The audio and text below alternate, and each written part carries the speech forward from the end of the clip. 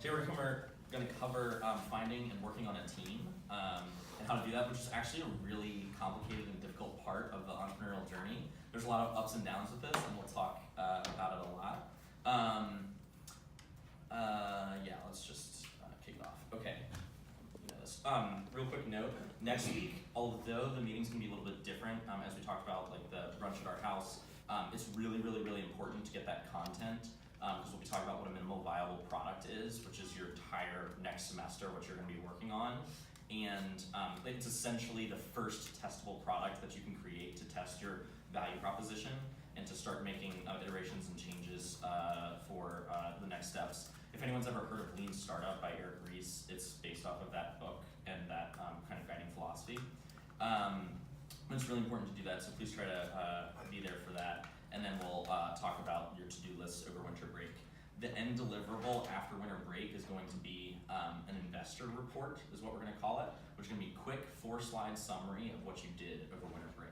And so we're gonna go over next week the to-do list and how to create that, how to project manage, how to delegate, and then it's kind of up to you to set your own deadlines, set your own tasks that you wanna do, and then show your investors the rest of launch what you've done with the resources and time that you have. Cool. Let's do a pitch day debrief. Overall, like seriously, I'm not saying this is exaggerated to pump you guys up. That was fantastic. You really did an incredible job. Like, I've been to a ton of pitch competitions, and there has not been one that I've ever been at that had as high of an average performance without anyone falling short of expectations. Like, that was really profoundly well done, and you should be very proud about that. Things that I liked really specific, and I also heard this from Oni and Rick, like they were really blown away by that. They sit in on all of the pitches for all of the funding that SciCity gives out. So if you impress them now, when you come back to them in the spring to pitch your ideas for, 15 grand to work on it over the summer, or 10 grand, I can't remember which it is, you're way more likely to get that pitch. So it's really good that they saw that. A couple specifics. You all did an excellent job at storytelling, and your descriptions of the problems were really good and very personal. That's a really important aspect of pitches because it puts the audience in the shoes of the person experiencing whatever issue that is, and that can really go a long way. Every single person and every single pitch had all of the content that we talked about, so great job on following the rubric. There have been a number of pitch competitions that I've seen the winner be the only one that checked all the boxes on the judge's rubric.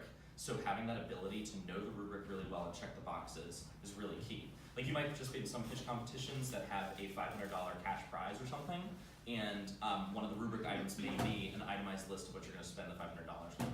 And you'll be surprised that 8 out of the 10 companies pitching won't include a slide on what they're gonna spend $500 on. And if you include that, that's a differentiator that can help you win and actually secure that funding. So that's really important. Great understanding of your value props. They were all excellent, and you explained them very concisely, which is really important and a difficult skill to have. And I really like the energy and presentation style that you all did. You all were like, particularly, the huddle was great. Like, that was fantastic. But the energy that you bring really goes a long way and carries you far. People, when they're judging these competitions, pitch competitions, things like that, they judge them based way more off of emotion than rationality. They judge it off of how you feel, not how all of the content. That's what will differentiate you. So yeah, I think that's really cool. Things to kind of work on. There were just not many, definitely not a wide problem, but there were a couple groups that kind of went long on time or lagged in that sense, and that's totally fine for these types of pitches, and it's okay for the first one, but in the future, you're gonna have very strict judges with hard cutoffs, and it sets a really bad impression on the audience if you're mid-sentence and have 3 slides to go and you get cut off too early, because that's not great. The other thing is pacing yourself. And we didn't make this a requirement for this pitch competition or this pitch event, but in the future, I think it's a really good idea to always have a script. A lot of you did this, but even when you think you know what the slides are on and what you're going to say, standing up there and giving things unscripted is not always great, which I've realized from giving these own launch competitions, or launch talks, I should totally script them out better than I do. But anyway, those are sort of 2 things to do. And then question and answers, we didn't talk a lot about this in depth, but this is a great area for you to set yourself apart from the rest of the pack. A lot of you, the temptation on questions and answers is to think that you're getting attacked attacked by the judges or that they have criticism and that you're on defense. That's the wrong way to approach anytime you're asked a question about your venture. What you should think of with question and answers is this is 2 extra minutes that I gotta play offense. I can get across my talking points, I can impress the audience, and make sure that they walk away knowing something about that. So bring that mentality that what you want to do during those question and answers is redirect them all to positive attributes of your business. Common question is, hey, this competitor's killing it, like, aren't you afraid of them? Or like something like that. You say, while this competitor does things this way, we differentiate ourselves like this, and we see that they've had great traction, and so we're likely to do better and improve and exceed them. Or, you take, what's your biggest weakness? You say, right now, the biggest thing that we're working on is this, and the reason we're working on this is because it unlocks a world of potential. Like finding ways to kind of rephrase things as positive. One thing is it's okay to be honest though. If a judge, which like Rick and Oni did a couple times, if they bring up a good idea that you haven't heard, haven't considered before, it's okay to say, I hadn't heard that idea before. Thank you so much for that idea. Like we're writing it down right now. We'd love to consider it. And here's how we think about it. Take it in stride. Don't push back on it. If they come up with an ingenious idea that you haven't thought of, the worst thing you can do is reject that idea and try to give a counter argument why your original is better if they legitimately think that their idea is better, because you're just fighting a judge, and you never want to fight a judge. And the other thing is, like, if you get some negative feedback during question and answers, which might happen, take it in stride. Say, thank you very much for the feedback. That's actually an area that we're working on very intensely. Here are some of our thoughts on that aspect. But that definitely is a weakness of our business. You can be honest about that. That goes a long way. When you're talking about pivoting strengths, spending time on the right questions and being concise is an important one. Don't spend time, if you get a question that is, like there's some like time suck questions. If you get a question and you think that you could spend forever on it, try to not, so that you could get to a question that you can answer thoroughly as well. Like a time suck question is, who are your competitors? And don't spend a minute of your 2 minutes talking about all the good things that your competitors do, because that's just not helping your case at all. So say, our main competitors are these 3 people, but we're different and better in these ways. Done, next question. Like those types of things. Anyway, now I wanted to open it up to your thoughts. If anyone had any holistic feedback for the group, things that you saw were really good, things that you thought that the group as a whole could work on, it would be great if you all wanted to share that. Any thoughts? I don't want to put anyone on the spot, but it sounds helpful. Yeah. I wanted to echo what Bennett said. Like, I was in launch last year, and there were so many more like people presenting this year. Like, people were so much more involved, and there were so many pitches, and that's awesome because it just means that like everyone's engaged and like working on awesome projects. A bit of a comment about maybe like going forward is that like the passion that everyone had was really obvious, and really like take that forward, but also don't be like married to your idea, and that like let it change, because often like the ways that you let it change are going to be for the better. And then coming up here to pitch, you're already like opening yourself up, right? You're opening yourself up to like all this criticism, and like you're putting yourself on the spot. And the pitch doesn't end like when you finish pitching. It doesn't end like when the questions are done.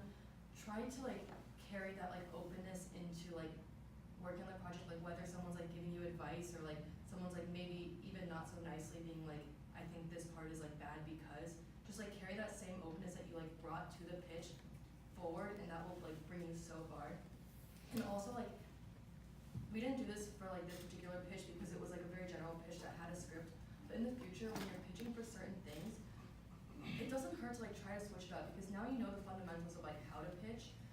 Think about like every time, like, who is my audience in this pitch? Like, am I trying to recruit someone onto my team? Am I trying to get funding? Am I trying to get someone to like vouch for me in like a professional setting? All those people should be addressed in like slightly different ways, and you should emphasize slightly different things. So in the future, like every time, just like try to think about like how can I like change my pitch for the better for the particular audience that I'm addressing. But honestly, like it was a great job, and I'm like really excited to see what's gonna happen next semester.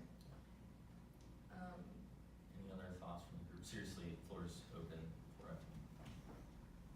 Or was there anything that you felt unprepared for that we should have talked with you more about? That's another thing.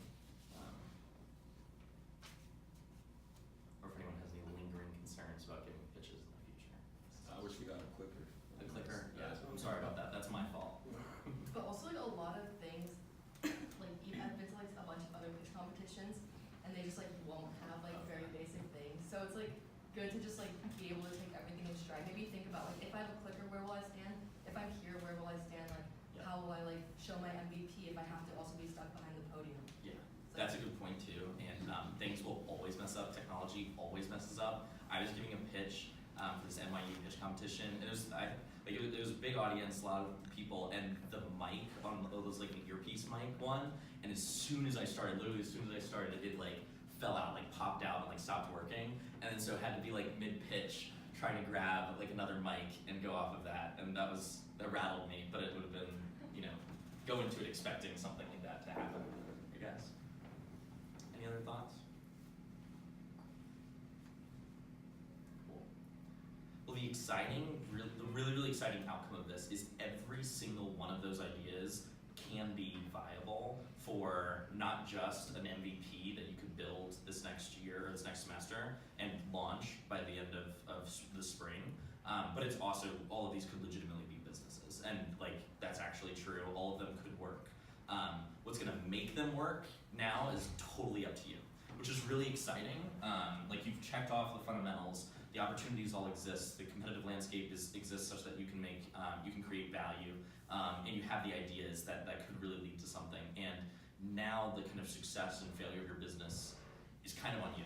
Like, not to put it there, but if you wanted to take it upon yourself to make this successful, you can. And I don't know, it's entrepreneurial gods telling you that that's true. Yeah. Quick question I just thought of. So what do you do if you're getting like to the end of the pitches and it's been going on for a long time and the judges are kind of tired? That's hard. Inject it with energy, I think.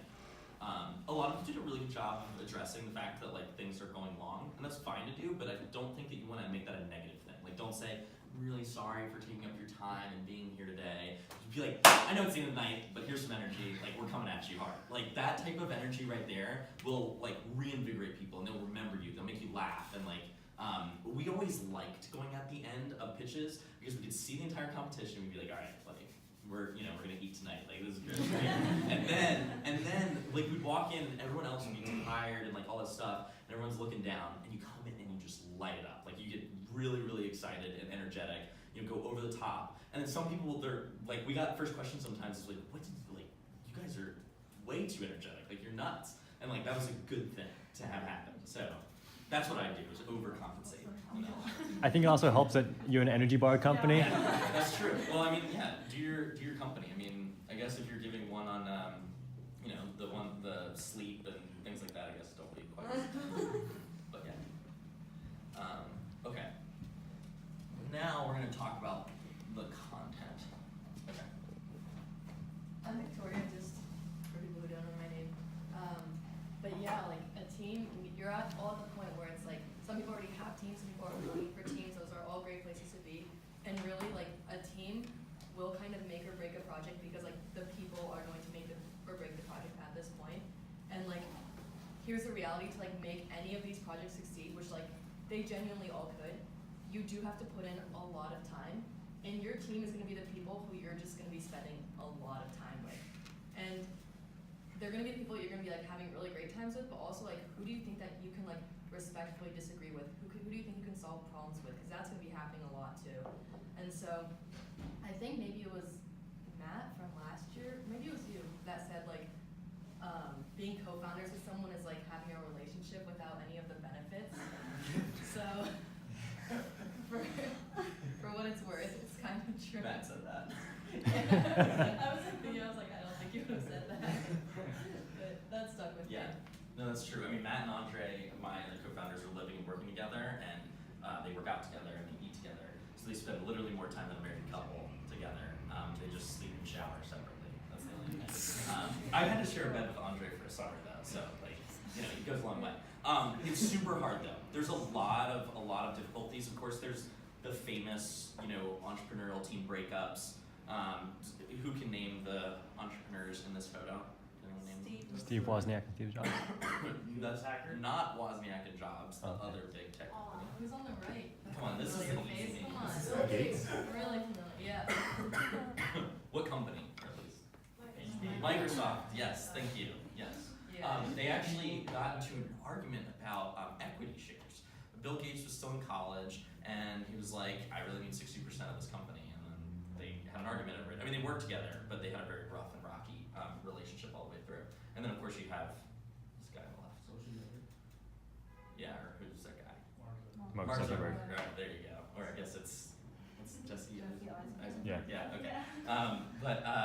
Yeah. So they have the famous breakups, but also the breakups come a lot less cataclysmically like that.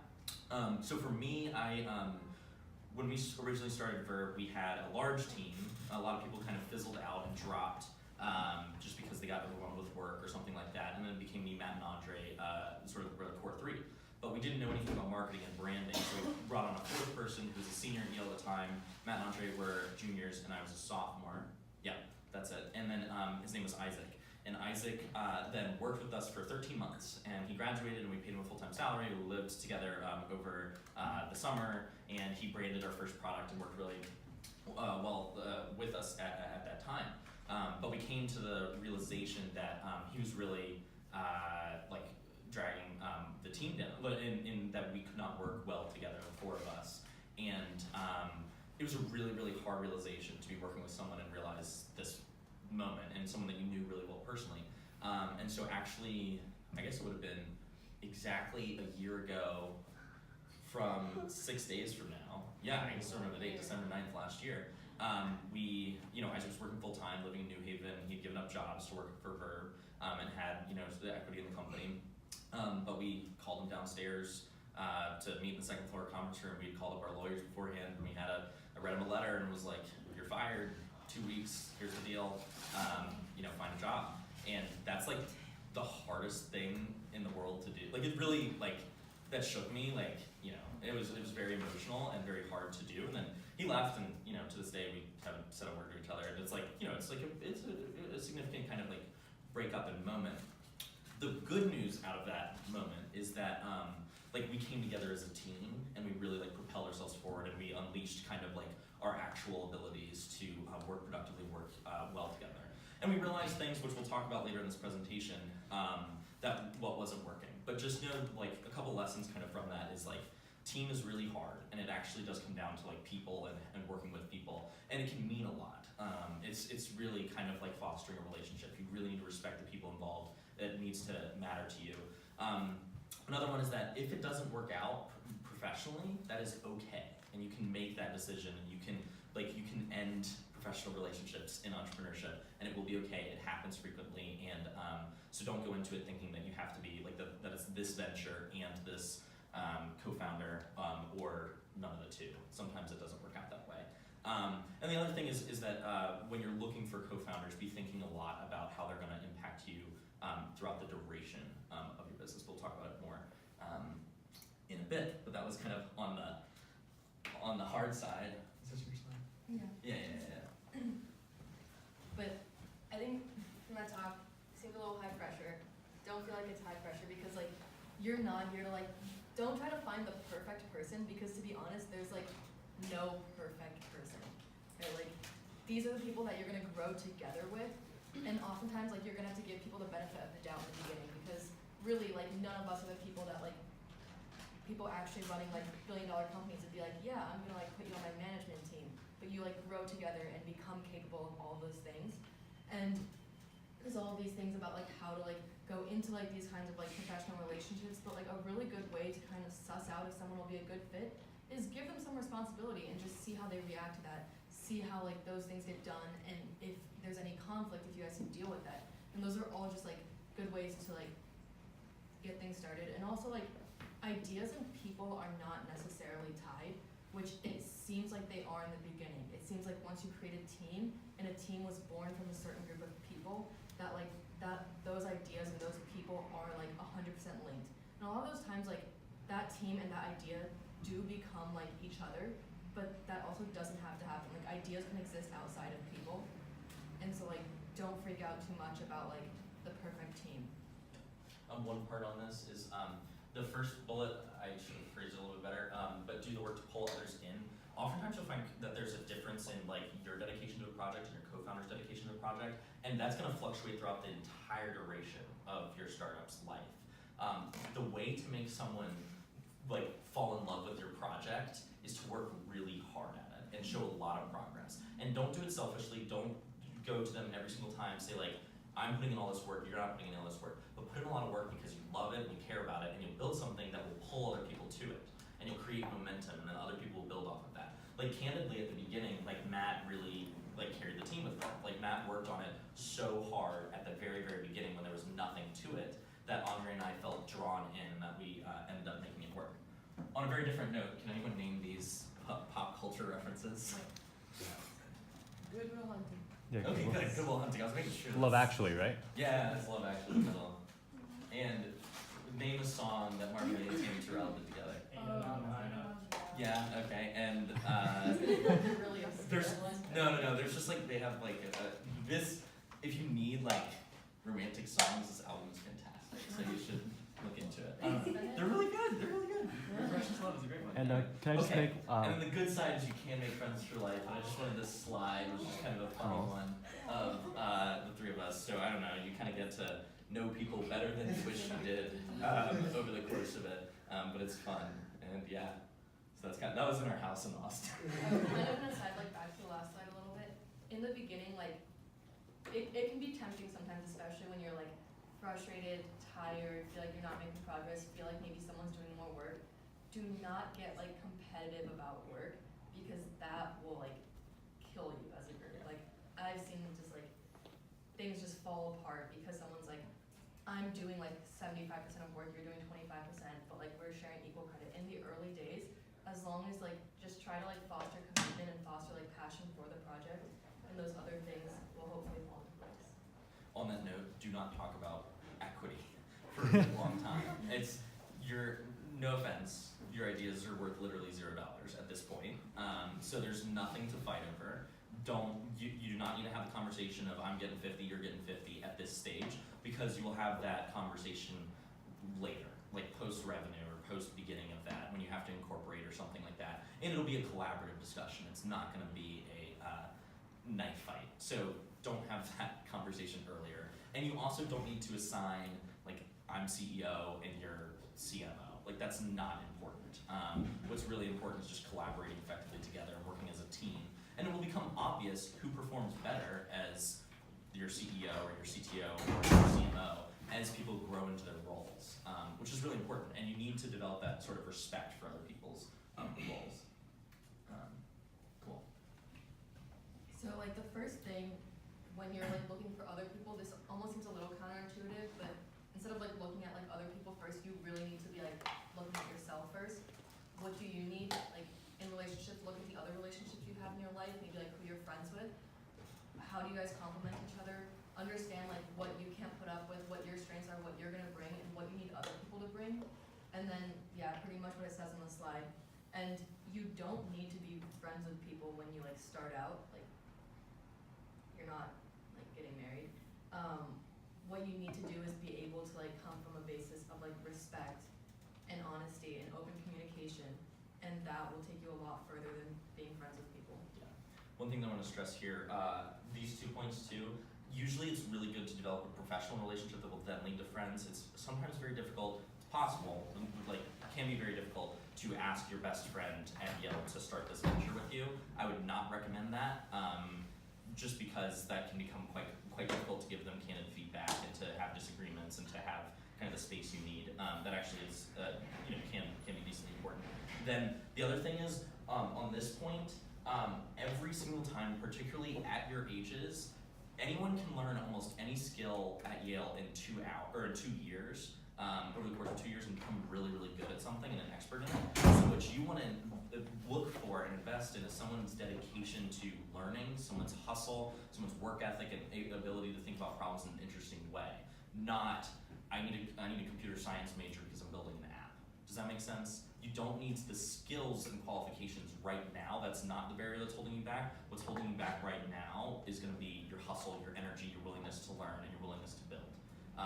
And oftentimes today in the modern economy, so many skills are outsourced. You can outsource things. A lot of great tech companies have been started recently without any technical co-founders on the team, because they can bring people on later to program things as long as you're good at project managing.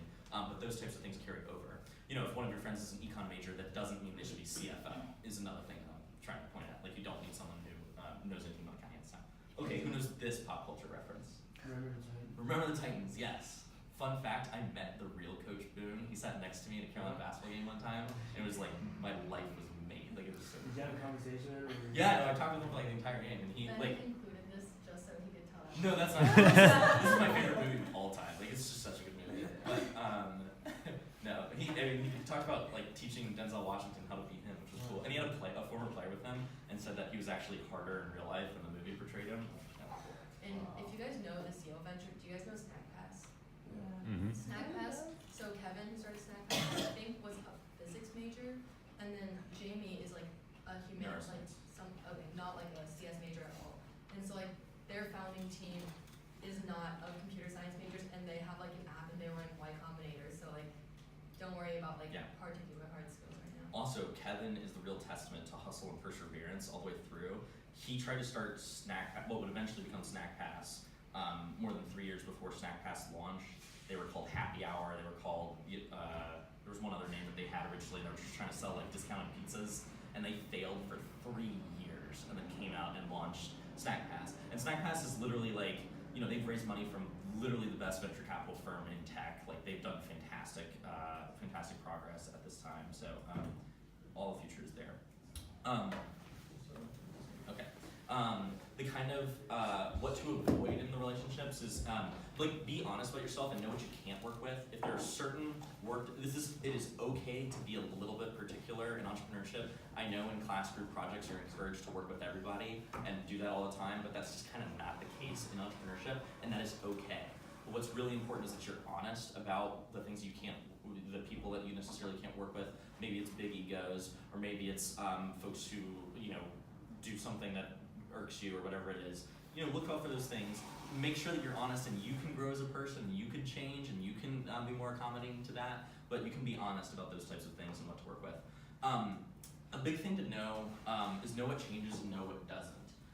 That was actually exactly what we talked about with the Isaac situation. I had a phone call with my mom, and she was the one who told me this line. Was that I was like, work relationship's not working. We're trying a lot of things to improve this, but we don't know if we're putting in too much effort for some cost. And she said, well, skills can change, and people's like day-to-day habits can change, and things like that. But personalities and like their attitude towards projects and towards work are oftentimes very, very difficult to change. And if you have to spend a lot of time trying to change someone's fundamental personality, you're not going to be spending time building your business. So that's really important to kind of know what changes and know what doesn't, and recognize areas where folks are likely to grow and where folks aren't necessarily as likely to grow. And then this is a stage in your venture where like chronic irritations can be like totally tolerated and you'll be very fine, but as you move along, those can become larger, and being honest about upfront what irritates you and being candid to your co-founder and say, I really, don't really like it when you do this, I would prefer when you do this. That's a good conversation to have now when it kind of doesn't mean much, and a way harder conversation to have a year from now when you have a venture that you're getting off the ground. And then do make compromises and find middle ground to eventually see what works. Hey, honey. All right.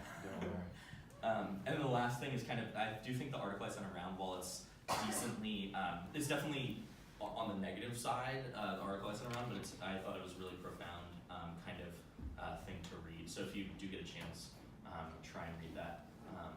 I think a helpful way to think about this is like, for me, I think sometimes it's like hard to be like, what do I not like in people, or like what can I like not deal with? Because you like to think like, oh no, like I can totally get along with a bunch of people. And so like a good way to like think about this like in a college viewpoint is like, for me, I'm like, okay, so if I have to choose every year like who I'm gonna live with next year, like am I gonna live with the same people or not? And I just like think about like what are the things I can't deal with.